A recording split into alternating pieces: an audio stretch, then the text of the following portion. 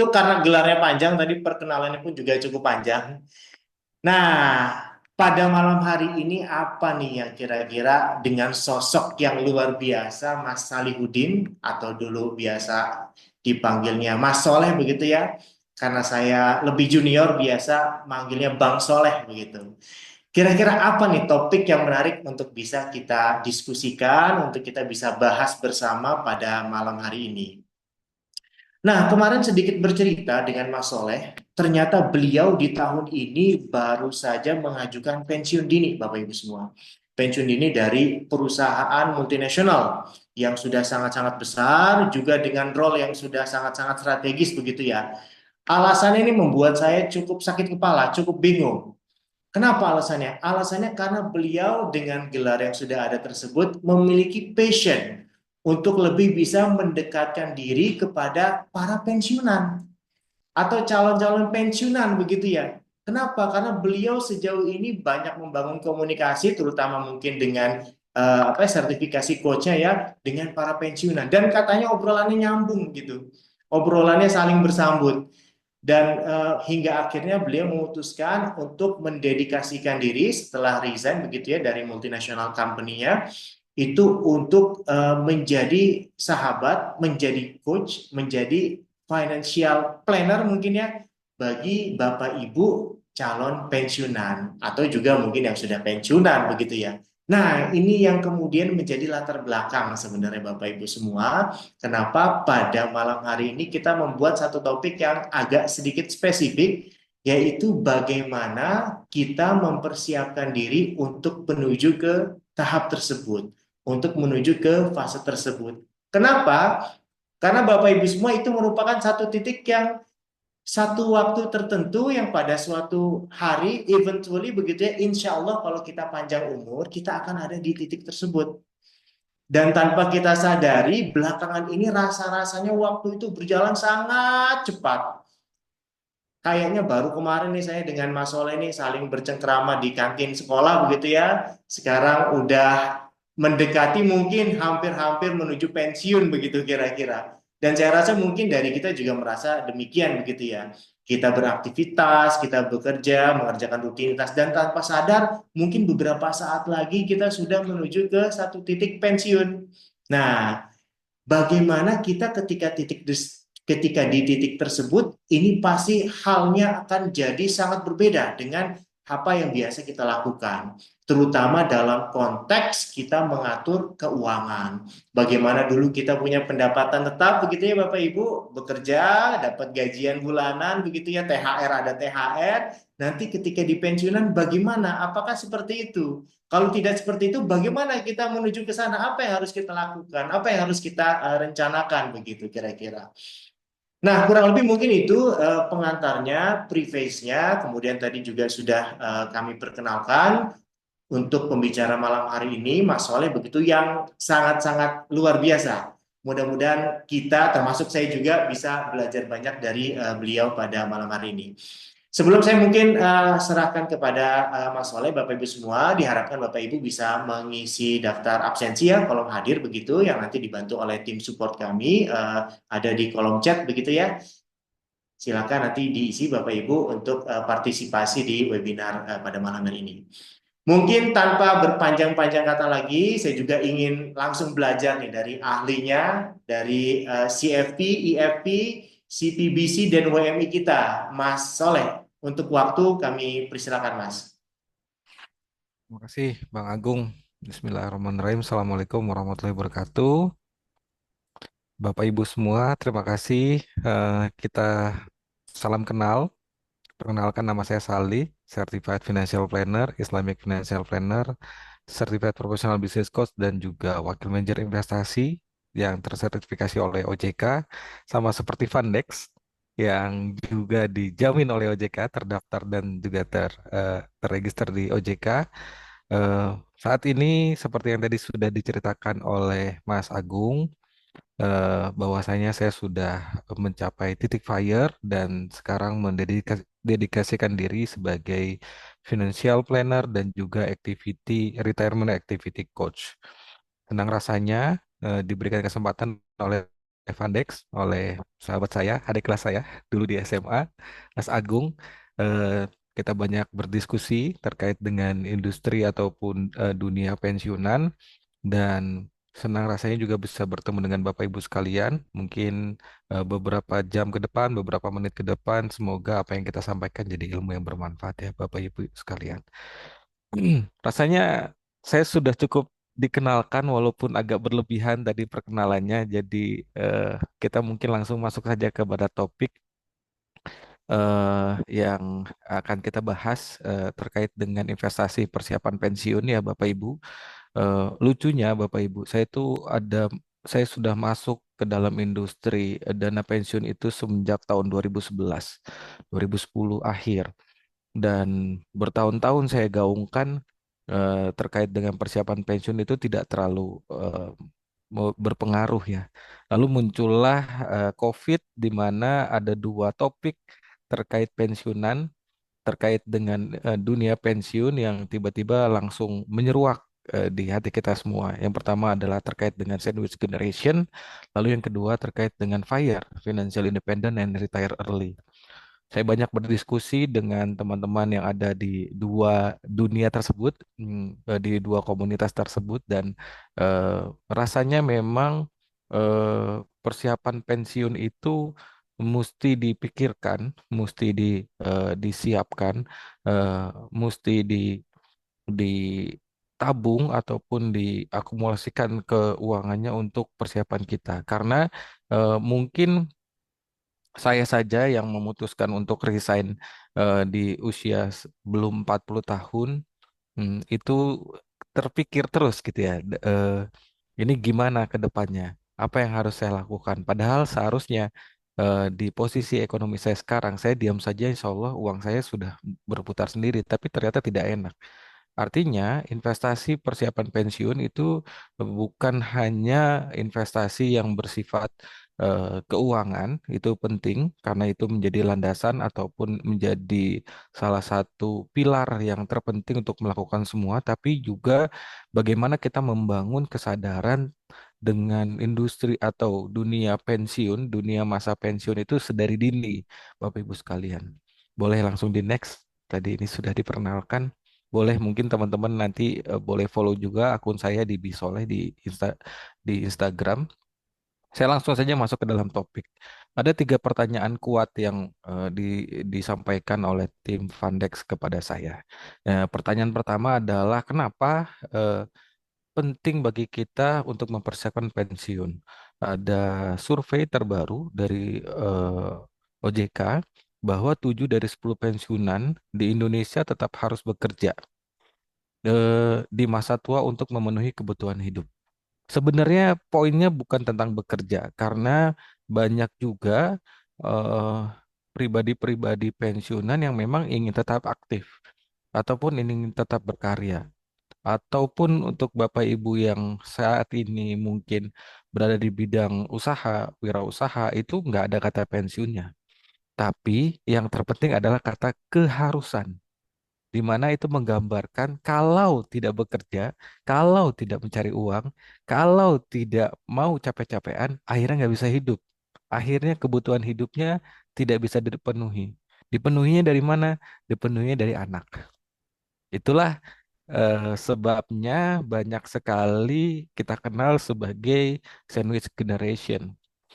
Eh, by the way, teman-teman, Bapak Ibu sekalian, sandwich generation itu bukan bukan berawal dari tahun-tahun belakangan ya. Bukan bukan berawal dari tahun-tahun belakangan, bahkan sudah dikenal dari tahun 1950-an. Problemnya adalah mungkin kalau sekarang kita masih bisa menemukan kakek kita yang anaknya 7, anaknya 6. Bahkan kemarin saya ada konsultasi di sebuah BUMN gitu ya. Nama klien saya adalah Sapta, Ibu Sapta. Jadi dia anak ketujuh dari 9 bersaudara. Bayangkan. Nah, jadi di generasi-generasi sebelumnya menopang ekonomi ayah dan ibu itu tidak berat karena patungan dalam tanda kutip. Kalau misalnya harus ditopang 2 juta 1 bulan, mungkin itu ditopangnya oleh 10 anak. jadi 200 ribuan. Kalau ditopangnya jadi 5 anak, mungkin jadi 400 ribuan. Tapi bayangkan teman-teman, teman-teman Bapak Ibu sekalian, anak-anak kita nanti. Bahkan di beberapa eh, di beberapa karakter pernikahan memilih untuk tidak memiliki anak atau child free. Saya aja anaknya cuma 3. Kalau saya menggantungkan ekonomi saya kepada anak-anak saya, patungan anak-anak saya sangat besar. Jadi itu akan menjadi sebuah siklus di mana ke depannya kita tidak bisa bergantung. Kita tidak boleh bergantung kepada anak-anak kita yang akhirnya anak kita jadi tidak bisa keluar dari siklus kemiskinan yang struktural. Jadi ada dua, kenapa kita harus memikirkan urusan pensiun jauh-jauh hari. Karena sepengalaman saya, bahkan kemarin saya melakukan konsultasi one on one untuk pensiunan yang akan pensiun 5 tahun lagi, PR-nya banyak sekali. Apalagi di beberapa perusahaan, program persiapan pensiun itu baru dilakukan 1 tahun sebelum pensiun atau 2 tahun sebelum pensiun.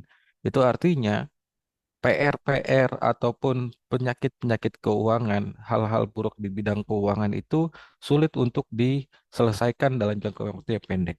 Nah, beruntunglah Pandex eh, Mas Agung bersedia membuka wacana ini karena wacana pensiun itu tidak catchy, tidak seksi untuk dibahas. Dan rasanya sangat jauh gitu ya. Padahal seperti tadi yang dibilang oleh Mas Agung, kita tuh nggak berasa tiba-tiba sudah usia 30 eh, 30 akhir, terus asik-asik kerja tiba-tiba sudah 45, asik-asik kerja tiba-tiba sudah 50 gitu ya. Sedangkan di usia-usia kita di saat pendapatannya mulai naik, pengeluaran kita mulai naik, gaya hidup kita mulai naik. Terus kita ternyata terjebak oleh gaya hidup yang 1 tahun lagi ternyata kita harus pensiun tanpa harus menyiapkan. Boleh di next. Jadi itu landasan kenapa kita akan membahas ini. Kapan waktu yang tepat?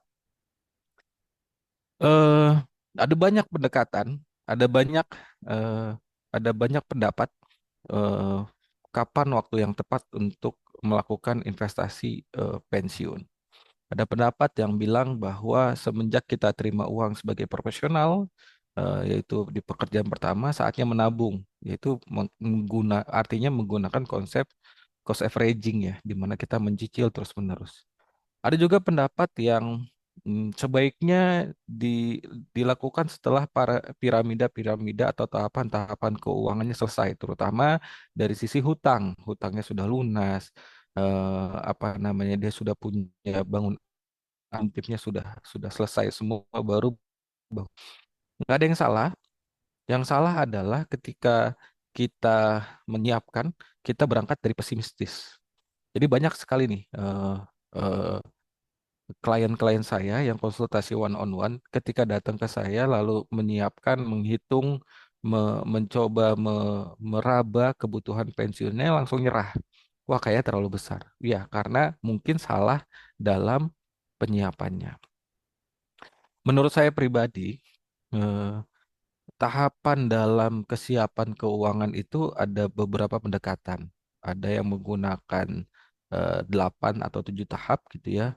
Dari mulai dia sadar tentang keuangannya sampai dia financial freedom. Atau saya lebih sukanya pakai ini. Saya lebih sukanya pakai pendekatan wealth eh, distribution ya, tahapan wealth gitu, ya, tahapan kekayaan.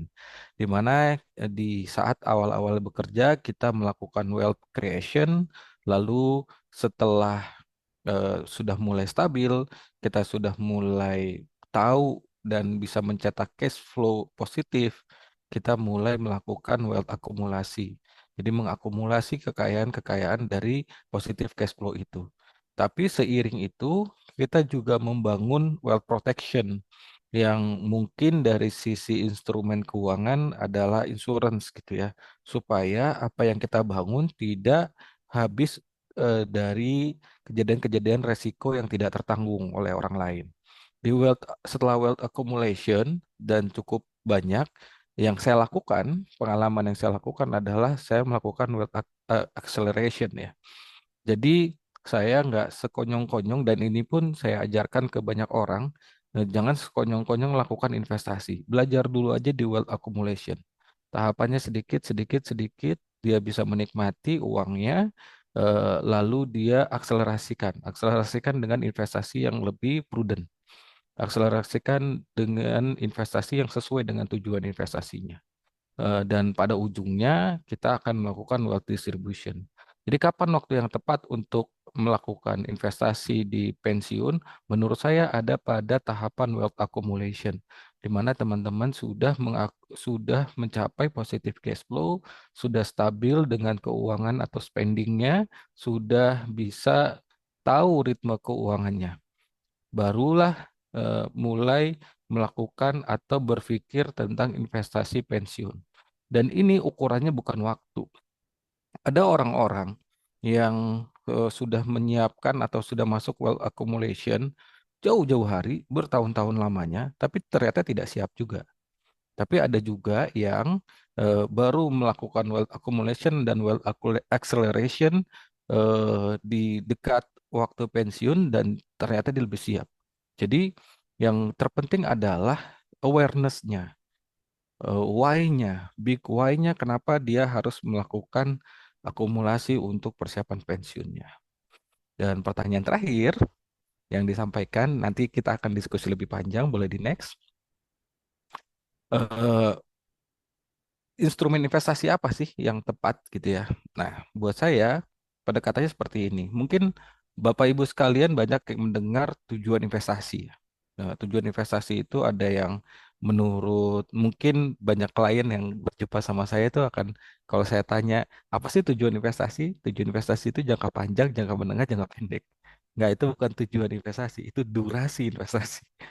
Tujuan investasi apa? Tujuan investasi ya dapat gain. Udah. Iya, udah enggak.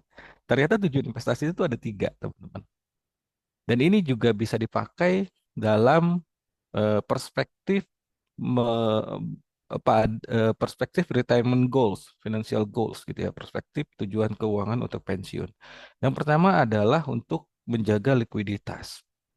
Maksudnya gini, kalau ada tujuan keuangan atau tujuan investasi yang terkait waktu, jadi ada jangka waktunya. Misalnya, saya ingin pensiun 5 tahun lagi, saya ingin pensiun 10 tahun lagi, gitu ya. Dan saya harus mencapai angka sekian. Nah, ini adalah tujuan investasi untuk menjaga likuiditas. Jadi ada dua instrumennya atau ada dua kakinya, kaki waktu dan juga kaki gain, kaki uang. Nah, ini bisa bisa menggunakan instrumen-instrumen dengan resiko kegagalan pencapaian likuiditas yang kecil. Jadi kalau ada sukuk atau ada investasi SCF mungkin salah satunya karena memang ada jaminan waktu waktu mature-nya, atau juga bisa ke reksadana dan lain sebagainya, maka pakailah itu untuk menjaga likuiditas. Jadi poin untuk tujuan investasi menjaga likuiditas adalah terikat waktu dan terikat gain atau terikat angka. Yang kedua adalah untuk mencapai gain. Ini yang umum. Saya melakukan investasi buat dapat gain. Saya ingin investasi supaya uang saya 20% naik di tahun depan. Saya ingin melakukan investasi supaya saya bisa mengalahkan inflasi. Nah, ini adalah tujuan investasi yang umum. Untuk mencapai tujuan investasi yang ini, artinya Bapak Ibu, saya sarankan untuk tidak mengikatnya dengan waktu. Jadi, misalnya, saya mau nikah 1 tahun lagi, saya mau pensiun 1 tahun lagi, terus carinya yang gain aja. Tujuan investasinya saya ingin gain aja. Nah, itu sebaiknya dihindari. Misalnya masuk ke dalam instrumen saham. Wah, ini eh, apa namanya PBV-nya sudah di bawah 1 nih. Saya yakin 3 bulan lagi naik gitu. Pakailah uang untuk pensiunnya, dipakailah untuk uang apa namanya sekolah misalnya, atau dipakai uang untuk menikah dan lain sebagainya, atau untuk umroh. Nah, itu sangat berbahaya. Jadi tujuan investasi yang Kedua, yaitu mencapai gain, saran saya uangnya lebih dingin daripada untuk menjaga likuiditas. Karena dia tidak boleh terikat waktu, dia hanya boleh terikat angka yang ditetapkan. Dan harus disiplin dalam menetapkan angka tersebut. Misalnya saya ingin mencapai 25% dalam 1 tahun, saya ingin mencapai 13%, 18% dalam 1 tahun dalam 6 bulan. Ya kalau sudah tercapai ya out dari investasi tersebut gitu ya. Dan yang ketiga adalah instrumen investasi untuk tujuan mendapatkan bagi hasil. Nah, ini tidak terkait waktu dan tidak terkait uang. Saya kasih contoh misalnya. Saat ini saya banyak melakukan investasi di properti, misalnya saya punya kosan. Dulu saya beli tanahnya 3,5 juta 1 meter, gitu ya. Sekarang harga tanahnya sudah 15 juta per meter. 10 tahun yang lalu saya beli 3,5 juta. Apalagi setelah saya bangun kosan, mungkin harganya lebih tinggi. Tapi saya tidak jual karena saya bertujuan melakukan investasi untuk mendapatkan hasil dari kosan tersebut. Nah, bisnis pun akan seperti itu. Kalau Bapak Ibu berinvestasi di bisnis, maka tujuannya adalah bagi hasil. Jadi dia tidak boleh diikat nilai ataupun waktu. Selama bisnis itu memberikan cuan, memberikan hasil, maka tujuan investasi Bapak Ibu berhasil. Tinggal apakah kecil atau sesuai dengan ekspektasi investasi yang dilakukan atau tidak. Jadi evaluasinya begitu. Saya rasa itu yang bisa kita bahas di awal. Mungkin nanti akan banyak eh, kita tanya jawab ya. Bang Agung, silakan. Baik, menarik sekali Mas Soleh untuk pengantar diskusi kita pada malam hari ini ya. Bapak Ibu, silakan mengisi absen terlebih dahulu di kolom yang sudah kami sediakan begitu ya untuk bisa mendapatkan recording dari pertemuan pada malam hari ini. Kemudian jika ada juga yang ingin ditanyakan, didiskusikan begitu, silakan bisa di drop di kolom komentar atau resen begitu untuk bisa bertanya secara langsung kepada Mas Soleh. Baik, Mas Soleh, tadi menarik sekali. Saya rasa tadi yang penting untuk kita jadikan dasar ya ketika memang kita ingin memikirkan di hari pensiun adalah cash flow yang positif begitu, Mas Soleh ya.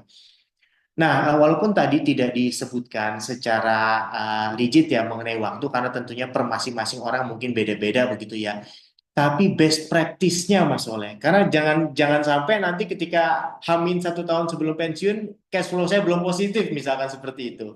Best practice-nya bagaimana Mas Oleh, terutama nih untuk kita para milenial, saya mungkin 30-an atau bahkan 20-an begitu ya, untuk ancang-ancang. Kira-kira persiapan itu berapa tahun sih yang proper begitu ya, sebelum kita menuju ke hari pensiun begitu ya. Sehingga kita tadi sudah bisa masuk ke dalam fase wealth acceleration begitu ya, untuk kita bisa mengembangkan memang aset-aset kita yang sudah dikumulasi begitu. Ya, thank you Bang Agung. Pertanyaan yang bagus dan spesifik. Saya percaya Bapak Ibu, saya percaya dalam perencanaan keuangan itu ada yang namanya direct goals, goals dan indirect goals. Jadi direct goals itu kalau di fase-fase yang tadi, misalnya di akselerasi atau kita bahas langsung di akumulasi adalah mungkin direct goals-nya adalah positive cash flow. Indirect goals-nya adalah kita belajar tentang instrumen keuangan. Seberapa paham kita tentang instrumen keuangan. Jadi eh, pada standarnya rasio rasio di mana seseorang itu sudah baik dalam eh, kondisi keuangannya adalah bisa menyimpan 20%, 10 sampai 20% dari income-nya untuk investasi ataupun untuk ditabung. Tapi kalau itu sudah tercapai, 10-20%-nya sudah tercapai, tapi indirect goals-nya itu tidak dilakukan, yaitu mencari tahu instrumen yang paling cocok dengan karakternya, itu akan sangat berbahaya. Jadi alih-alih teman-teman fokus juga pada rasio yang sifatnya langsung ataupun direct goals, teman-teman juga harus fokus pada indirect goals-nya, yaitu eh, memperkaya pengetahuan tentang instrumen keuangan. Saya yakin ya dari ini sekarang ada 35. Saya yakin, mungkin bisa disurvei, sejak kapan tahu ada instrumen yang namanya security crowdfunding, ya. Dan coba teman-teman atau Bapak Ibu sekalian juga tanyakan ke teman-teman, tahu nggak SCF itu apa?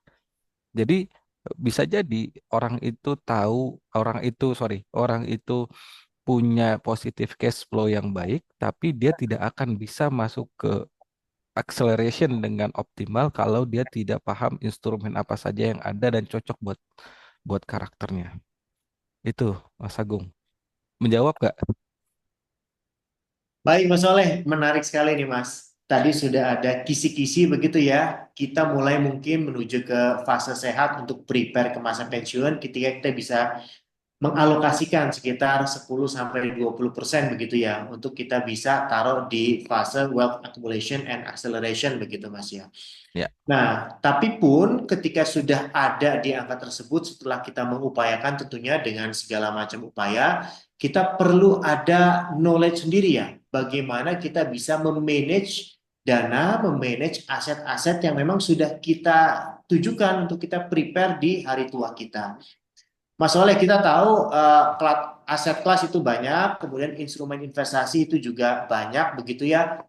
Dengan expertise-nya dan experience Mas Oleh mungkin banyak berdiskusi dengan para pensiunan. Kira-kira yang paling cocok itu instrumen investasinya apa aja sih Mas untuk para pensiunan gitu ya. Termasuk yang real real Mas. Tadi kan disebutin ada kos-kosan begitu ya. Nah, itu apakah apa aja begitu Mas? Silakan. Oke. Bapak Ibu, ada dua hal yang perlu digarisbawahi ya dalam nanti mencari instrumen yang cocok.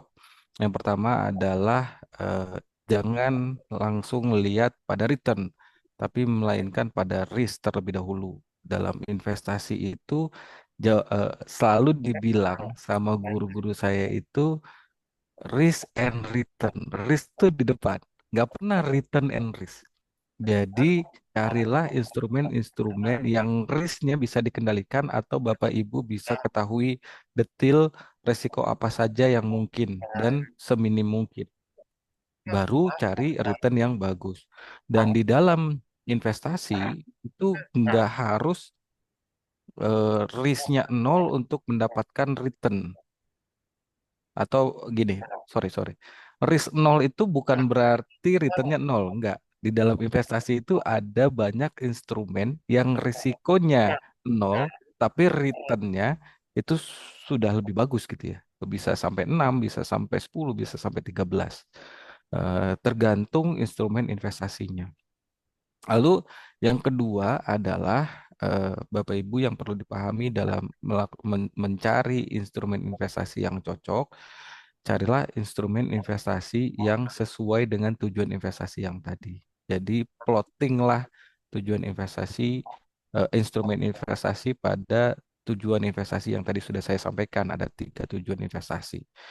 Eh, Banyak hal yang nanti bisa dipelajari dalam instrumen.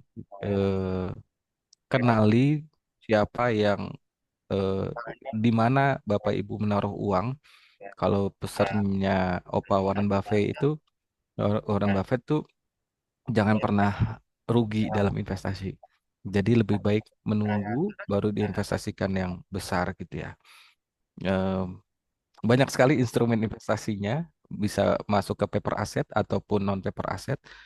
Paper asset pun banyak berkembang sekarang dan pesan saya adalah tadi ya, pertimbangkan risk baru pertimbangkan return. Itu Mas Agung, semoga menjawab ya. Saya kalau mau lebih detail rasanya one on one lebih cocok. One on one ya. Siap, siap.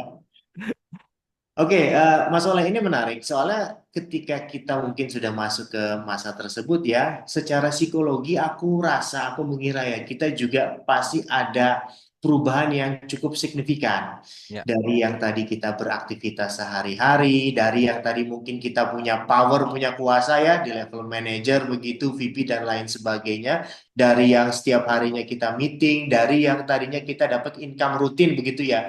Semuanya drop begitu. Nah, Kira-kira dengan kondisi yang seperti itu mungkin dari Mas Soleh bisa lebih menceritakan kira-kira Oke.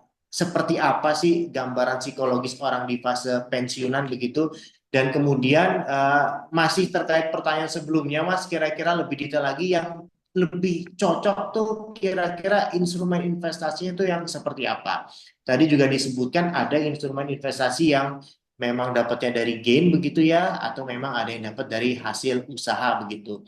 Itu apakah ada yang satu lebih cocok buat pensiunan atau memang ini tipikal begitu Mas ya, cocok-cocokan untuk case-case tertentu. Oke. Silakan misalnya. Oke. Jadi saya minta teman-teman untuk bayangkan di umur pensiun ya.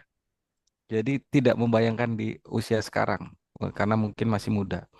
Yang saya jumpai teman-teman gini, saya menyoroti di sisi pesimistis. Pesimistis itu adalah kenapa saya bilang pesimistis terlebih dahulu karena mungkin 95% pensiunan yang beberapa tahun lagi mau mau pensiun itu masih menanggung tanggungan, masih punya tanggungan dan masih punya hutang. Jadi selesaikan itu dulu. Instrumen apa yang cocok? Bayangkan kalau teman-teman itu gimana ya cara jawabnya, ya? Gini. Ada pendekatan yang namanya eh, 4%, rules 4%, di mana kita menyiapkan dana pensiun itu 25 kali dari tahunan, dari pengeluaran tahunan kita. Mungkin pernah dengar ya. Jadi kalau misalnya kita punya pengeluaran tahunan itu 120 juta satu tahun, berarti 10 juta per bulan, berarti kita perlu menyiapkan sekitar 3 miliar. Nah, 3 miliar itu diputar, diinvestasikan di instrumen yang jarak antara returnnya dengan inflasi itu 4% minimal. Jadi kita ambil tuh uang dari situ, uangnya muter terus. Itu dreams, dreams yang ada di luar. Di Indonesia kurang cocok menurut saya. Kenapa? Karena di Indonesia tuh punya duit 3 miliar yang tadinya buat pensiun, niscaya tidak buat pensiun. Saya kasih contoh sederhana aja. Banyak sekali pensiunan, misalnya di usia 45, dia ngambil pinjaman untuk renovasi rumah yang misalnya jadi kosan gitu ya. Dia minjem 300 juta, dia minjem 500 juta, misalnya 500 juta misalnya dia pinjem. Itu yang jadi kosan, uangnya itu 400 juta, 100 jutanya buat hal lain. Jadi sebegitunya orang Indonesia dalam memandang uang yang besar. Oleh karena itu, teman-teman mesti kembangkan juga kemampuan dalam mengelola uang. Jadi, uang teman-teman berkembang, eh, kepribadian atas megang uang ini pun berkembang. Nah, di titik situlah teman-teman nantinya di usia pensiun akan jauh lebih mature dalam megang keuangan. Karena ketika nanti pensiun, seberapa besar uang yang didapatkan itu akan terasa kecil dan akan banyak saudara-saudara jauh yang mengaku saudara dekat ya. Jadi m- metersnya bukan jumlah uangnya, tapi bagaimana menghandle uangnya sehingga nggak kalang kabut, nggak gelagapan ketika pegang uang besar. Banyak teman-teman eh, pensiunan yang akhirnya ditipu oleh bisnis-bisnis yang bodong. Saya eh, mungkin teman-teman pernah tahu namanya First Travel ya. Itu banyak sekali tuh pensiunan yang terjebak jadi agen First Travel, terus akhirnya jadi merelakan rumahnya dan lain sebagainya. Jadi pemilihan instrumennya bukan berdasarkan pengembangan uangnya, bukan berdasarkan uangnya yang besar, tapi kedewasaan uang dalam megang megang megang uang besar gitu. Jadi instrumen yang tepat, apapun instrumennya itu bisa tepat kalau memang sesuai dengan kedewasaan dalam memegang uang. Nggak greedy, nggak nggak nggak gegabah, nggak gampang percaya, nggak nggak ngelihatnya hanya dari return. Jadi instrumen apapun tidak akan cocok kalau memang orangnya nggak dewasa dalam pegang uang. Dan instrumen apapun akan cocok kalau memang orangnya sudah dewasa gitu. Saya kasih contoh sedikit misalnya. Bayangkan teman-teman punya waris, dapat waris gede gitu ya. Misalnya dapat waris 500 juta. Atau dapat waris 3 miliar bentuknya tanah gitu. Yang dipikirkan apa? Coba teman-teman tulis nanti ya di waktu yang lebih tenang. Kalau saya tiba-tiba dapat waris 1 miliar, 2 miliar, 3 miliar, yang dipikirkan diapain itu uang? Diinvestasikan di mana? Dan kenapa diinvestasikan di sana? Dari sana teman-teman akan mengukur, oh tingkat kedewasaan terhadap uang tersebut seperti apa ya saya. Eh, Banyak sekali misalnya kayak Pertamina menemukan kilang minyak di Tuban, terus tiba-tiba seluruh kampung di sana beli mobil, beli emas, perhiasan gitu ya. Terus beberapa bulan setelahnya, beberapa tahun setelahnya mobilnya hilang, tanahnya hilang. Jadi instrumen apapun akan cocok kalau kedewasaan dalam keuangannya cocok. Kan gini, orang yang usia 55 egonya gede. Jadi bayangkan teman-teman nanti di 55 sudah mencapai mungkin posisi yang tinggi, uangnya banyak, selama ini bisa memimpin perusahaan, memimpin usaha menjadi besar. Itu 55 egonya gede banget. Egonya sulit untuk dikalahkan. Nah, makanya saya bilang kedewasaan keuangan itu penting di usia 55. Jadi instrumennya bisa dipakai apa saja gitu.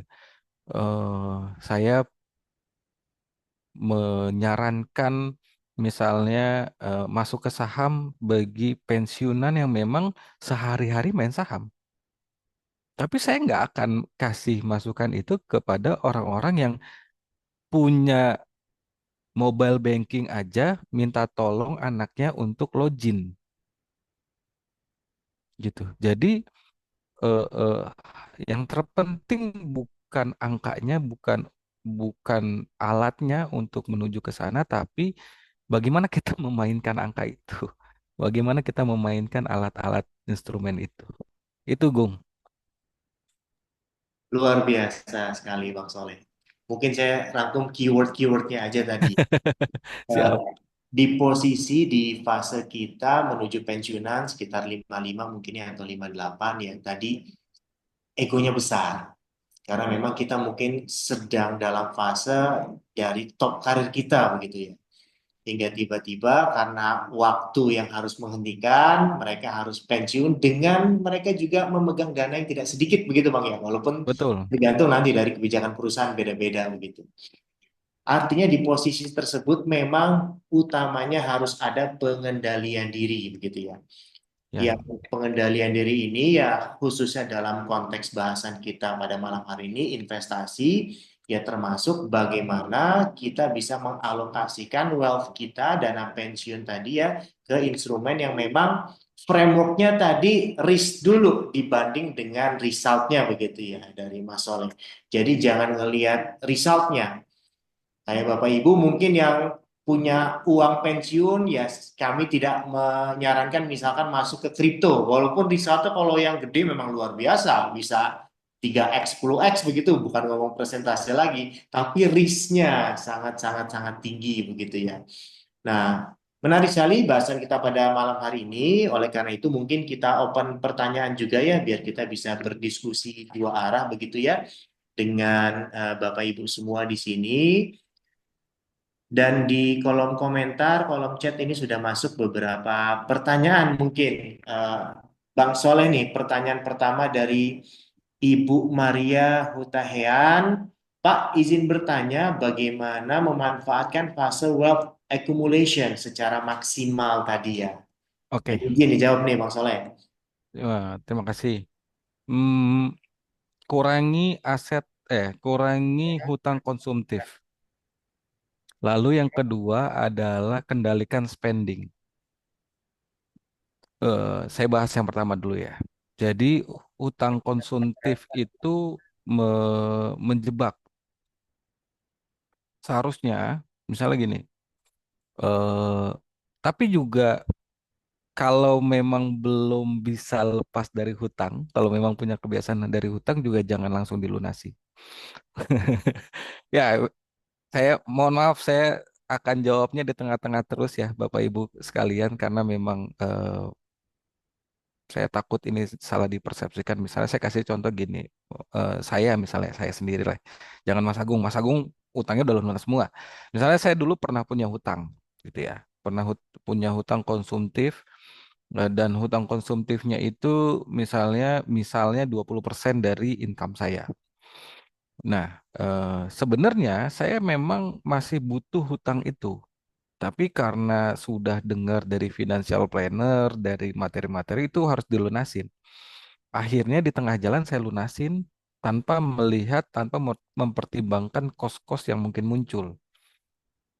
Dan ujung-ujungnya saya minjam lagi dengan kos yang lebih besar. Tapi kalau memang sudah bisa lepas dari hutang, posisi keuangan kita memang sudah bisa, spending kita bisa kita kendalikan untuk tidak berhutang konsumtif, maka sebaiknya dilepas. Kan sayang. Sekarang hutang tuh KTA tuh paling paling kecil berapa? 12-13% satu tahun. Sedangkan untuk mendapatkan investasi 12-13% itu sulit sekali loh untuk risk yang nol. Bahkan kalaupun ada kesempatannya pendek-pendek gitu ya. Kesempatannya tuh berebutan sama orang gitu ya. Jadi mesti buru-buru. Lebih baik uang tersebut diinvestasikan. Jadi dengan mengurangi hutang konsumtif, kita jadi bisa punya positif cash flow. Gimana caranya mengurangi hutang konsumtif? Atur spending, atur spendingnya. Apalagi tahun depan kan katanya PPN naik gitu ya. Ya, walaupun 1% tapi pada kenyataannya bisa sampai 9%. In actual 8 sampai 9%. Artinya spending kita itu dikendalikan. Saya tuh untuk mencapai FIRE, saya banyak belajar dari senior-senior saya yang minta saya untuk mematok pengeluaran saya hanya 50% dari spending saya. Lalu tetapkan untuk tidak berkembang sampai 3 tahun. Jadi tidak terlalu naik gitu ya. Tidak naiknya tidak terlalu tinggi atas spending-spending saya. Karena spending itu menjebak. Semakin banyak income, kalau spendingnya tidak dikendalikan, nggak akan bisa positif cash flow. Jadi ditentukan 1 bulan itu maksimal berapa sih pengeluaran kita? 7 juta, 5 juta, 10 juta, 20 juta. Kalaupun kita dapat income lebih, spending kita tetap segitu. Dan itu sulit. Apalagi dengan menyandang status sosial. Mas Agung misalnya founder dari Fundex. Gitu ya. Terus tetangganya tahu kalau Mas Agung founder dari Fundex. Terus sebentar lagi misalnya mau 17 Agustusan gitu ya. Ah, masa sih cuman 200.000 gitu. Nah, beban-beban sosial kayak gitu harus dilepasin tuh. Kalau memang tidak perlu, kalau memang kita rela dianggap terlalu berhemat untuk masa depan, go ahead. Selama kita memang menyelesaikan kewajiban kita. Kita nggak perlu dilihat orang lain untuk kaya. Karena ketika kita miskin, orang lain juga nggak akan bantu kita. Jadi itu, eh, selesaikan hutang konsumtif, kendalikan spending. Baik, luar biasa, Mas Soleh. Eh, ini juga sudah ada beberapa pertanyaan lagi, mungkin izin sekaligus saya bacakan dari Bu Lutfi. Oh, ini mungkin maksudnya bukan pertanyaan memberikan kredit, bagus sekali materinya, Alhamdulillah, luar biasa. Kemudian dari Ibu Sumaya, kalau misal kita bertemu dengan orang yang menurut kita kedewasaan pegang uangnya itu belum tinggi begitu ya. Kira-kira cara melatihnya bagaimana ya, Pak? Ya kalau bertemu dan orang luar nggak perlu dilatih, nggak usah dilatih, Mbak. Maaf bercanda. Mungkin Maksudnya mungkin gini mungkin Mas Soleh, kalau tadi ya melihat jawaban dari Mas Soleh, rootnya ya itu juga selaras dengan Mbak ya Sumayo ini sepertinya pengendalian diri. ya Nah, pertanyaan mungkin ke arah sana gimana cara kita bisa melatih pengendalian diri itu dalam konteks manage keuangan gitu ya. Apalagi tadi dengan story yang kita ada title tertentu begitu dan ya seiring berjalan waktu naik dari manajer ke VP ke direktur dan seterusnya begitu Mas Soleh. Silakan. ya. Makasih. Mungkin konteksnya saya eh, definisikan ulang ya, Mbak Sumayah ya. Mungkin orang tua kita, mungkin kakak ipar kita, atau mungkin suami kita yang memang kedewasaan pegang uangnya belum dewasa. Pertama adalah dilatih untuk pegang uang kecil. Saya dilatih dalam bisnis itu salah satu mentor saya. Eh, Dia tuh menganalogikan anaknya yang tiba-tiba minta ikan arwana sama sama dia tuh dikasihnya ikan mas koki dulu. Gitu. Kalau mas koki ini bisa hidup selama 1 tahun naik lagi, tapi nggak langsung arwana. Gitu ya, saya nggak hafal nama-nama jenis ikan. Saya kayaknya kalau dites nggak dapat sepeda saya.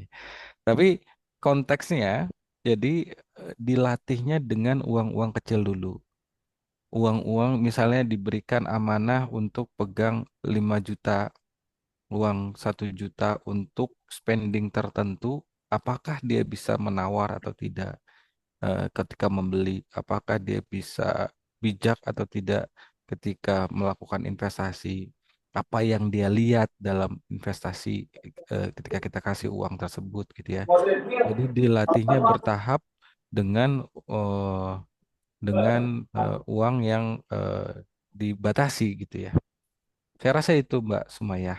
Semoga menjawab ya. Baik, mudah-mudahan menjawab ya Mbak Sumaya. Lanjut Mas Oleh, nih ada pertanyaan, mungkin ini ada sedikit studi kasus begitu ya. Hmm. Dari Ibu Lutfi, izin bertanya, Pak Soleh, saat ini saya ada keluasan rezeki dari Allah. Alhamdulillah, Masya Allah. Karena sedikit keinginan dan pengeluaran, dari uang ini saya justru malah ingin melunasi hutang rumah begitu ya. Karena bingung mau saya olah ke arah mana. Alhasil bayar hutang. Kira-kira seharusnya saya deposito aja atau invest dengan hal lain atau bagaimana baiknya? Mohon Oke, dibantu sarannya. oke. Konteksnya saya definisikan misalnya dia dapat Mas Lutfi atau Mbak Lutfi ini misalnya dapat investasi gitu ya, dapat pendanaan sekian besar gitu ya. Lalu eh, dalam operasional bisnisnya saya tebak ini ternyata tidak butuh sedemikian banyak sehingga uangnya bisa dialihkan dalam pelunasan hutang. Eh, Pada kondisi tertentu silahkan, tapi again hitunglah matang-matang bisnis yang dilakukan atau investasi yang dilakukan. Kalau ada resiko gagal bayar dalam bisnis atau resiko kegagalan dalam bisnis yang cukup besar, jangan. Lebih baik uangnya ditaruh di dalam instrumen-instrumen investasi yang lebih aman resikonya, walaupun eh, returnnya mungkin juga besar gitu ya. Eh, SCF misalnya atau SBN gitu ya, itu lebih lebih bisa terjangkau. Tapi kalau ternyata ada kemungkinan ada potensi yang menurut Mas atau Mbak Lutfi ini besar untuk bisa sukses, ya silahkan.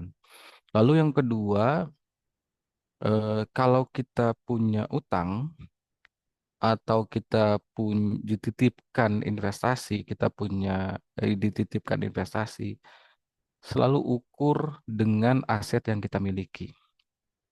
Seberapa besar aset yang menjadi landasan untuk kita bisa membayarnya atau melunasinya atau mengembalikannya kalau terjadi sesuatu. Nah, apakah aset itu rela kita korbankan atau enggak? Saya kasih contoh misalnya eh, ada beberapa klien yang dipinjami atau dimintai uang sama keluarganya, sama adiknya, sama kakaknya misalnya yang cukup besar. Ya, minta jaminannya apa? Minta jaminannya apa? Atau sampaikan saja jaminannya apa? Sehingga ketika dia terjadi gagal bayar, maka kita bisa eh, nggak sekonyong-konyong ambil sih, tapi kita punya punya ketenangan bahwa dia tuh punya aset sekian dan harusnya lebih besar. Dan itu akan menjadi lebih tenang. Jadi kalau ini dialihkan ke rumah dan rumahnya jadi apa namanya ya, jadi punya eh, bisa dijadikan sebagai dasar liabilitasnya, disilahkan Mas atau Mbak Lutfi. Gitu Mas Agung. Cuman ya harus rela kalau kalau terjadi sesuatu ya rumahnya dilikuidasi. Baik, mudah-mudahan menjawab ya Ibu Lutfi. Terima kasih banyak. Bapak Ibu semua, masih ada lagi yang mau ditanyakan? Silakan di kolom komentar atau resen juga silakan jika ingin bertanya langsung ke Mas Soleh.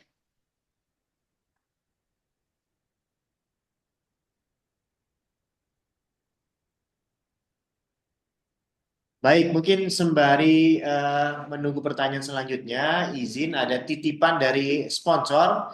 Mungkin bisa disampaikan admin slide-nya.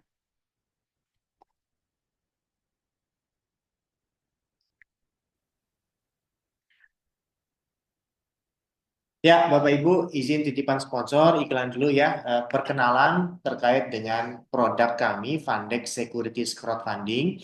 Kita merupakan platform investasi yang alhamdulillah Bapak Ibu semua sudah mendapat izin dari Otoritas Jasa Keuangan. Kemudian yang kedua, bagi Bapak Ibu yang concern terhadap syariah, kita juga value-nya sama, value-nya syariah. Kita anti-anti riba klub begitu ya. Dan alhamdulillah syariah ini bukan klaimnya dari kita semata, tapi kita sudah mendapat supervisi dari Dewan Syariah Nasional Majelis Ulama Indonesia melalui organ Dewan Pengawas Syariah yang memang ditempatkan di tempat kami. Kemudian kita juga alhamdulillah sudah mendapat izin dari Kemenkominfo untuk sebagai penyelenggara sistem elektronik dan juga sudah tersertifikasi ISO 27001 untuk sistem manajemen keamanan informasi. Jadi Bapak Ibu semua tidak perlu khawatir dengan kasus-kasus data bobol dan lain sebagainya karena kita sudah tersertifikasi secara internasional terkait dengan keamanan data. Kemudian Bapak Ibu semua, kita juga sudah bekerja sama terkait dengan wakaf, dengan Badan Wakaf Indonesia. Jadi Bapak Ibu yang juga mungkin ingin berinvestasi lebih, tidak hanya di dunia, tapi juga ingin menuainya kemudian di akhirat. Nanti mungkin bisa sedikit mengalokasikan untuk placement di wakaf begitu. Jadi Bapak Ibu semua, kenapa memilih Fundex? Karena memang kita menyediakan satu alternatif beserta juga dengan platform investasi yang memudahkan, terutama mungkin Bapak Ibu yang sudah terbiasa dengan gadget begitu ya, kita bisa melakukan investasi tanpa ada paperwork begitu, semuanya berdasarkan digital begitu.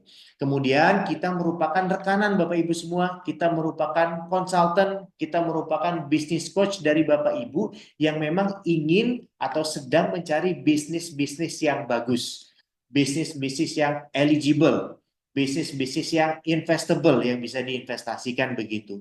Tentunya dengan set framework kita dalam melakukan proses uji kelayakan, proses penilaian penerbit, proses due diligence ini yang sangat-sangat rigid di bawah naungan dari POJK 57 dari memang otoritas yang menetapkan standar tersebut. Dan kita juga tentunya sangat concern terhadap resiko Bapak Ibu semua, di mana kita melakukan proses uji kelayakan yang memang kita mengadopsi dari proses 5C perbankan begitu ya, termasuk juga untuk produk-produk suku kita selalu ada kolateral begitu atau jaminan. Next.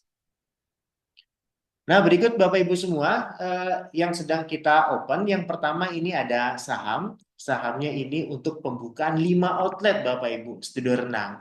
Di Surabaya itu ada 2 sudah berjalan dan di Jakarta kita akan membangun 5 cabang lagi. Outlet studio renang sekarang sudah ada di 40 atau 50 cabang di Indonesia dan kita melihat performanya sangat-sangat luar biasa. Tidak ada satu cabang pun yang gagal begitu Bapak Ibu semua.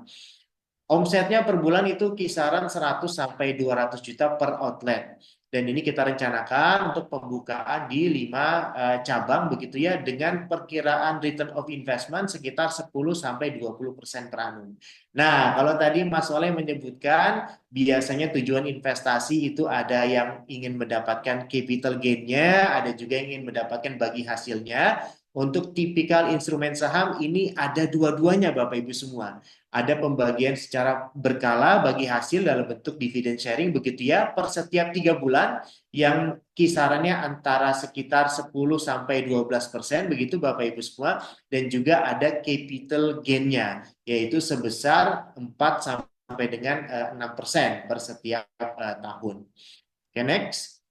Kemudian produk yang juga sedang kita open Bapak Ibu ini sukuk. Sukuk ini mungkin cocok bagi Bapak Ibu yang ingin trial dulu, coba-coba dulu begitu ya karena proyeknya cukup pendek yaitu 7 bulan. Ini adalah perusahaannya namanya Nusafam Bapak Ibu, perusahaan trading ayam di mana mereka sudah mendapatkan off-taker para pembeli ini dari pihak-pihak yang kami rasa itu sudah cukup kredibel begitu ya. Target pendanaan sebesar 3 miliar rupiah bagi hasil itu 15% per tahun dengan installment atau pembayarannya itu bulanan per setiap bulan Bapak Ibu semua. Sekitar 1,25% begitu per bulan ya dengan pajak 10% final. Kemudian Bapak Ibu semua, menariknya dalam sukuk Nusafam ini ada kolateral yang kalau kita hitung ini lebih dari 200% dari memang dana yang diperlukan. Jadi kami rasa produk sukuk ini cocok untuk Bapak Ibu yang lebih ingin safety-nya dan mungkin baru ingin coba-coba investasi begitu. Silakan. Next.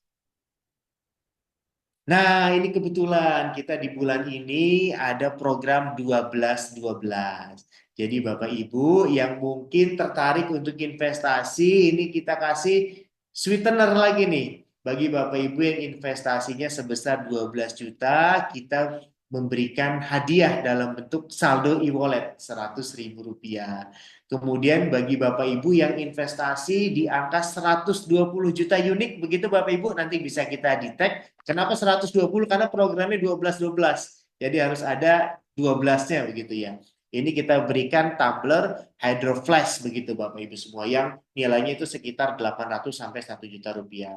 Dan ini bagi Bapak Ibu nih yang tidak kalah menarik, yang mungkin punya dana cukup besar begitu ya, ingin berinvestasi placement yang cukup besar, untuk yang Bapak Ibu ingin berinvest 1,2 miliar begitu Bapak Ibu, ini kita berikan hadiah khusus di bulan ini yaitu handphone Samsung S24 FE. Nah, silakan Bapak Ibu, ini program yang menarik. Silakan Bapak Ibu yang mungkin ingin bercoba-coba mulai untuk investasi begitu, saya rasa ini satu momentum yang tepat begitu. Baik, terima kasih. Coba kita lihat di kolom komentar apakah ada pertanyaan lagi. Oh, dari Pak Budi. Fundex apa bisa kelola dana pensiunan? Nah, ini mungkin lebih cocok saya jawab nih, izin Mas Oleh nih. Jadi Pak Budi, kami sebagai platform securities crowdfunding ini mungkin terminologinya tidak mengelola, tidak memanage begitu Pak Budi ya. Kita bukan manajemen dana investasi, kita juga bukan bank. Apa yang kita lakukan? Yang kita lakukan adalah mempertemukan Pak Budi langsung dengan bisnis-bisnis, langsung dengan proyek-proyek yang bagus yang sudah kita kurasi, kita sudah nilai, kita sudah due diligence dengan sangat-sangat ketat sesuai dengan standar yang memang diberikan oleh otoritas jasa keuangan begitu ya. Jadi kita tidak bisa mengelola karena tupoksi kita bukan mengelola, tapi kita bisa membantu Bapak Budi menyalurkan dana investasinya ke bisnis-bisnis, ke proyek-proyek melalui instrumen investasi yang tepat. Tadi apa aja instrumen investasinya? Ada yang sukuk dan juga ada yang saham. Mungkin simpelnya untuk sukuk itu instrumen investasi syariah yang lebih jangka pendek begitu Pak Budi. Kalau saham itu jangkanya lebih jangka panjang begitu, atau bahkan kalau tidak di buyback, Pak Budi ini akan memiliki instrumen investasi tersebut sampai dengan waktu yang tidak ditentukan. Sehingga nanti ketika ada keuntungan ya Pak Budi bisa terus-menerus mendapatkan manfaatnya atau bagi hasilnya begitu ya. Jadi Pak Budi, kita bisa membantu untuk menyalurkan dana Pak Budi ke proyek-proyek ataupun instrumen investasi yang tepat, tapi memang untuk memanage, mengelola ini bukan tupoksi dari kami begitu Pak. Kira-kira begitu mungkin Pak Budi mudah-mudahan menjawab. Terima kasih. Baik, ini ada pertanyaan lagi dari Ibu Nurfa. Selamat malam, oh Ibu Anggi. Saya Anggi mau tanya kalau invest di Fundex bagi hasil tiap bulannya apa bisa ditarik langsung dan apa bagi hasilnya dikirim ke rekening pribadi atau masuk ke eh, pokoknya Kak. Baik, ini mungkin izin saya juga yang menjawab Mas Soleh ya. Jadi untuk investasi sukuk di Fundex memang kita ada kebijakan installment atau pemberian kuponnya atau bagi hasilnya itu bulanan Bapak Ibu semua. Jadi tadi kita memberikan 15% per tahun, tapi kita memberikannya itu bulanan. Berarti 15 dibagi 12 kira-kira per bulan 1,25%. Kemudian dipotong pajak 10%. Nah, itu akan kita berikan karena kita memang berbasis aplikasi ke saldo di aplikasi. Yang mana nanti Bapak Ibu bisa langsung menarik ataupun withdrawal ya ke rekening Bapak Ibu pribadi begitu. Ataupun bisa juga di reinvestasi lagi ke produk-produk yang lain. Terima kasih. Mudah-mudahan menjawab. Kemudian dari Bapak Budi, maaf pertanyaan lanjutan. Untuk pendaftaran Fundex, apa nama perorangan saja ya berarti ya? Baik Pak Budi, ini juga izin mungkin saya yang menjawab. Fundex ini bisa dua sebagai pemodal, bisa orang perorangan. Kalau orang perorangan nanti Pak Budi silakan menginput data-data. Apa saja yang diinput, ini standar compliance biasanya input data ke eh, financial institution begitu Pak. Cukup lengkap memang cukup banyak data yang diminta. Kemudian yang kedua memang bisa juga sebagai institusional. Di kami di Fundex juga alhamdulillah sudah banyak institusi yang mempercayakan placement dana investasi ke kami, termasuk PT, termasuk juga yayasan Bapak Ibu semua, Nazir-Nazir Wakaf dan juga Badan Wakaf Indonesia juga alhamdulillah sudah percaya kepada kami Fundex untuk menyalurkan dana investasi ke proyek-proyek yang potensial.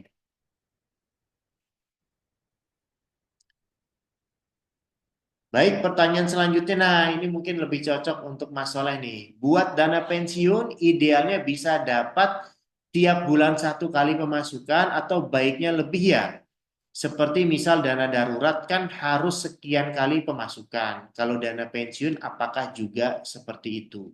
Jadi mungkin ini pertanyaannya idealnya kita placement ke instrumen investasi apakah yang bisa memberikan setiap bulan atau kita juga mesti spare ya untuk dana-dana darurat. Begitu mungkin kurang lebih Mas Soleh, silakan. Terima kasih eh, Mbak Farah, pertanyaan yang bagus. Jadi kalau di dalam regulasi, jika memang dana pensiunnya itu eh, diakumulasikan ataupun diinvestasikan di DPPK atau dana pensiun pemberi kerja, pada angka tertentu itu wajib membeli anuitas, di mana nanti akan mendapatkan bulanan. Nah, pertanyaannya adalah bulanannya sebesar apa? Kalau saya, pendapat saya, ada yang namanya fondasi keuangan pensiun ya. Fondasi keuangan pensiun itu pertama adalah dia paling tidak punya uang 12 bulan dari pengeluaran. Itu dana darurat bukan? Itu dana adem supaya ngademin hati. Jadi karakter pensiun nanti akan berbeda dengan karakter anak muda. Lalu yang kedua adalah dia dapat return, dia dapat bulanan sebesar pengeluaran. Ya, pondasi kedua adalah itu, lalu pondasi ketiga adalah dia punya tabungan untuk dana darurat atau kalau saya bilangnya itu kebutuhan mendadak. Eh, jadi kebutuhan-kebutuhan selama 1 tahun, kebutuhan-kebutuhan mendadak selama 1 tahun tuh dicoba dilihat gitu ya, sampai sekecil apapun. Biasanya kalau konsultasi ke saya tuh sampai saya tanya 1 tahun ini udah berapa kali ganti keran, karena itu uang-uang kecil yang kalau diakumulasikan cukup besar. Jadi kita tidak hanya mengandalkan penghasilan bulanan yang nanti dapat dari investasi ataupun dapat dari anuitas untuk menutupi kebutuhan pokok, karena pada kenyataannya biasanya bulanan tuh ada aja, terutama pensiunan ya, misalnya dari sisi silaturahmi, dari sisi kesehatan dan lain-lainnya gitu ya. Saya rasa menjawab ya. Semoga menjawab. Saya baca ulang barusan. Saya rasa sudah menjawab ya. Baik, terima kasih Mas Soleh. Mudah-mudahan menjawab ya Ibu. Ibu Farah tadi ya. Ya, Oh, ada lagi pertanyaan dari Bapak Barza Laiso. Selamat malam, izin bertanya bagaimana cara berinvestasi di Pandex. Baik, mungkin izin saya menjawab, Bapak Barza.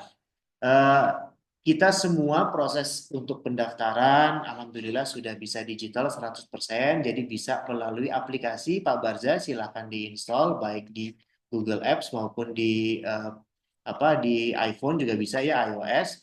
Kemudian di web juga ada www.fundex.id. Kemudian tahapannya yang pertama itu registrasi. Kemudian setelah itu kita lakukan eKYC. eKYC itu memang nanti di situ ada data yang cukup lengkap, yang cukup komprehensif harus disubmit. Setelah eKYC-nya itu selesai diproses, kita akan ada penandatanganan perjanjian pemodal. Itu dilakukan menggunakan platform tanda tangan elektronik begitu. Setelah semuanya selesai, Bapak Barza sudah bisa mulai berinvestasi dan silakan pilih bisnis yang sesuai. Kemudian nanti setelah ada kiranya yang cocok, diinput jumlah lembar sahamnya.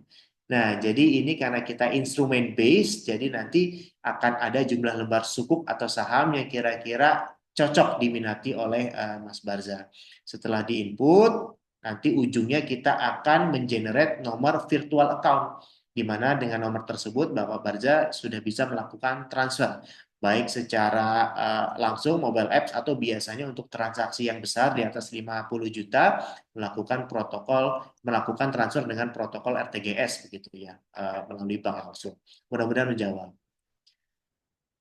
Pertanyaan selanjutnya, mudah-mudahan pertanyaan dan mengingat waktu sepertinya ini pertanyaan terakhir begitu ya, dari Ibu Haja Aisyah. Assalamualaikum, saya Haja Aisyah dari Bekasi Selatan mau tanya, bagaimana mekanisme pembelian kembali di tahun ketiga? Berarti sebelum itu saham tidak bisa dijual. Oh baik, ini mungkin terkait dengan produk kami, Studi Renang, karena memang di situ dari penerbit holding company itu ada komitmen corporate guarantee untuk melakukan buyback di tahun ketiga.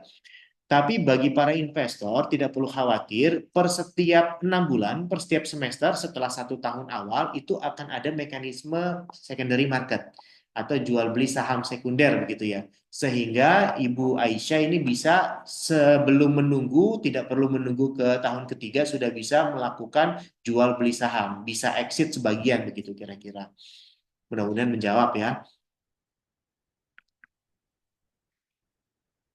Oke, saya rasa pertanyaannya sudah semua dijawab. Mudah-mudahan menjawab. Bagi yang mungkin masih ada pertanyaan lanjutan yang ingin ditanyakan, yang ingin didiskusikan, ini juga kami silakan. Jika ada yang ingin mungkin lebih lanjut berkonsultasi dengan Mas Soleh, izin apa bisa kita sampaikan kontaknya begitu, Mas Soleh? ya boleh. Atau bisa ke Bisoleh atau follow rancangdana.id. Oh, baik. Silakan bisa langsung reach ke Bisoleh, ini Instagram ya Mas Soleh ya. Kemudian atau bisa juga berkunjung ke situs rancangdana.id begitu ya. Dan Iya. Mas Oleh ini juga cukup aktif mengadakan sesi training, sesi coaching, sesi consulting begitu ya, baik secara pribadi, independen maupun dengan instansi-instansi begitu ya. Saya rasa bagi Bapak Ibu yang mungkin tertarik lebih dalam, lebih lanjut untuk bagaimana berdiskusi tentang topik pada malam hari ini atau topik-topik yang lainnya, silakan. Kita mempersilakan untuk bisa langsung reach out ke Mas Soleh. Mas Baik, Agung, Bapak boleh Ibu. sedikit Mas Agung. Silakan Mas Soleh. eh Bapak Ibu, banyak sekali eh, orang atau teman-teman yang seumuran kita ataupun yang sudah pensiunan itu pengen buka bisnis. Belajarlah dari Fundex, Bapak Ibu. Saya kenal Fundex dari Mas Agung, lalu saya coba cari tahu bagaimana Fundex menseleksi bisnis yang layak didanai. Karena itu resikonya besar, Bapak Ibu sekalian. Jadi sebelum membuka bisnis, Bapak Ibu sekalian coba deh, coba belajar, coba cari tahu bagaimana Fundex membuka bisnisnya. Ini juga jadi jembatan bagi mungkin Bapak Ibu punya orang tua ataupun Bapak Ibu yang mau masuk usia pensiun dan akan membuka bisnis. Ini bisa menjadi option dari instrumen investasi bisnis yang Bapak Ibu lakukan. Kadang mungkin waktu kita terbatas sehingga kita bisa punya kolam renang, tapi eh, apa namanya tanpa harus mengurusi macam-macamnya gitu ya, izinnya, marketingnya dan lain sebagainya, dan cukup murah menurut saya, masih bisa dicicil ya Bapak Ibu sekalian. Jadi eh, coba Bapak Ibu sekalian pelajari Fundex, bagaimana cara Fundex memilih bisnisnya supaya Bapak Ibu sekalian tambah yakin dengan instrumen investasi apapun. Karena semakin besar bisnis itu semakin sulit untuk dipelajari bisnisnya itu apa gitu ya. Kalau Bapak Ibu sekalian masuk ke saham, beli saham itu lihat rasio-rasio dan lain sebagainya itu menyulitkan.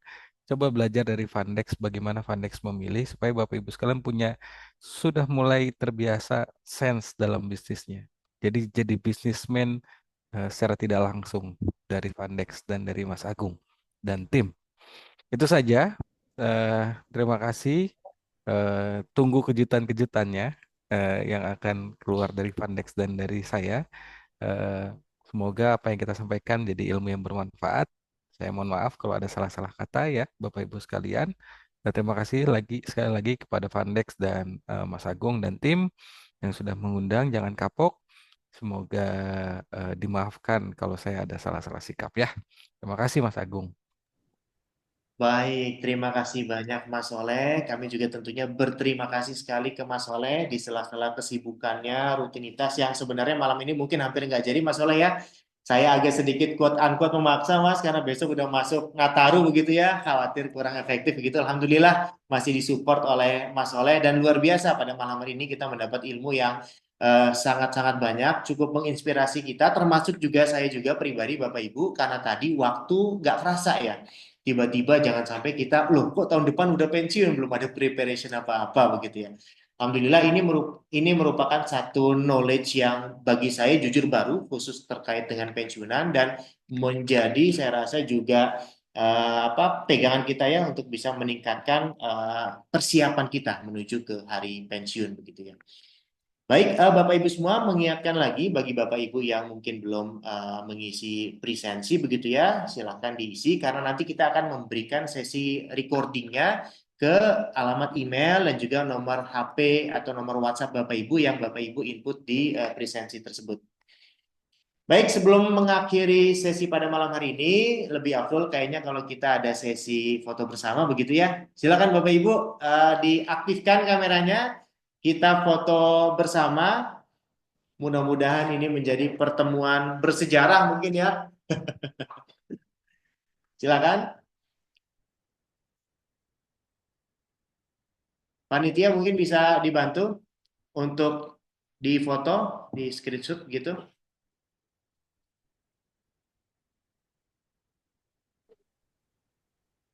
Baik, Bapak Ibu silakan diaktifkan kameranya. Masih sedikit nih yang mengaktifkan kameranya nih. Ayo Bapak Ibu, kita foto bersama.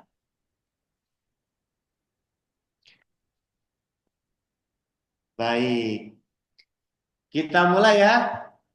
Hitungan dari saya, panitia silakan dibantu difoto. 3, 2, 1. Status pilotnya. Baik. Alhamdulillah Bapak Ibu semua, terima kasih banyak pada sesi malam hari ini atas partisipasinya. Nantikan webinar kita selanjutnya di waktu yang sama begitu dengan topik yang mudah-mudahan menarik, lebih menarik lagi begitu, dan mudah-mudahan juga Mas Soleh di webinar selanjutnya bisa juga kita undang begitu ya untuk mengisi topik-topik yang lain karena tadi sertifikasinya banyak banget sepertinya ya. Sekian Bapak Ibu dari saya pada malam hari ini. Mohon maaf dari kami ketika ada ucapan ataupun kata-kata yang kurang berkenan di hati ya. Bapak Ibu semua, menuju weekend ini kami harapkan bisa lebih terutama ya tahun baru ini bisa lebih banyak apa lebih banyak berevaluasi begitu ya, sehingga di tahun depan tentunya kita bisa mendapatkan target-target yang lebih baik dibanding dengan tahun ini. Mohon maaf dari saya apabila ada salah-salah kata. Saya sudahi. Wassalamualaikum warahmatullahi wabarakatuh. Waalaikumsalam.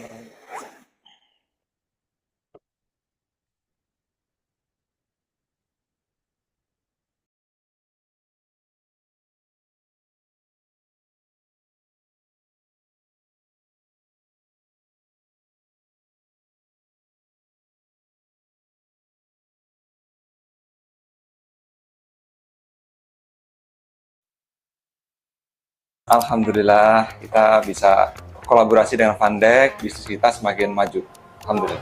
Kita sebetulnya berteman dengan beberapa klien kita dan grup kita juga sudah berkolaborasi dengan Fundek. Dari awal Fundek berdiri kita sudah mulai bisa bekerja sama.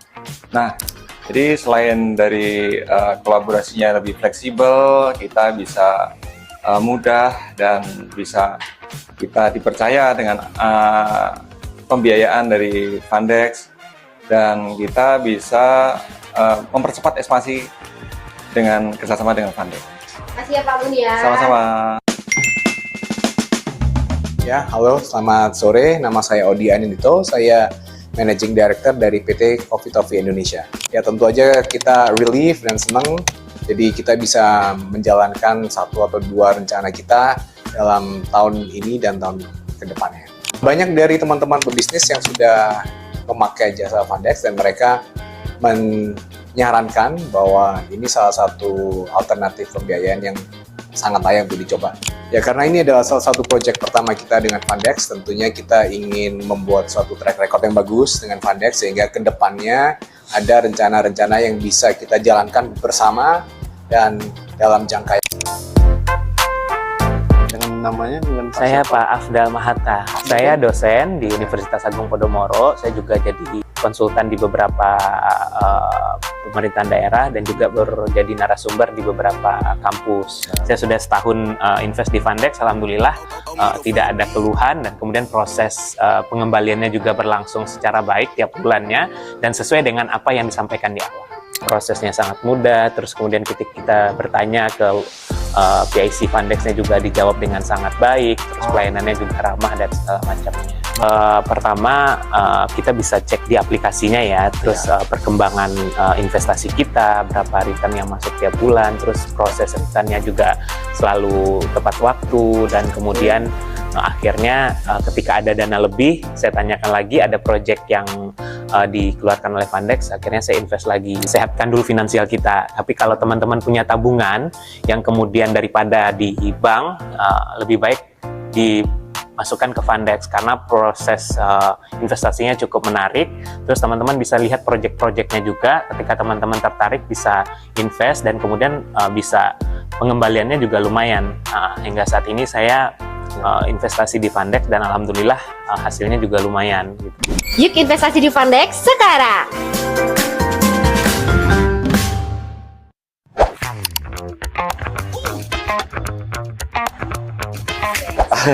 Gimana ya? Ya Allah, senang banget sih Kak ya. Alhamdulillah bisa ngebantu kita banget untuk terus bertumbuh dari UMKM jadi korporasi yang bisa setara lah dengan PT-PT yang sudah besar lainnya gitu loh Kak. Adanya Fundex ini ya saya rasa harus lebih masif lagi sih geraknya, karena banyak banget teman-teman kita yang di UMKM. Untuk scale up-nya mereka itu terkendala ya pasti di modal Kak. Contoh misalnya saya mau masuk ke supermarket besar gitu kan, nggak mungkin dong kita bisa nalangin TOP-nya, ya kan? Kayak kemarin saya mau masuk Golden Lamian, pemakaian 2 ton seminggu, ternyata TOP-nya 1 bulan, bisa napas kitanya sebagai UMKM. Makanya harus ada Fundex harus masif lagi lah turun ke bawahnya untuk ngambil UMKM yang lainnya untuk bisa kebantu. Saya dari awal berdiri usaha ini, saya memang anti riba-riba klub, Mbak.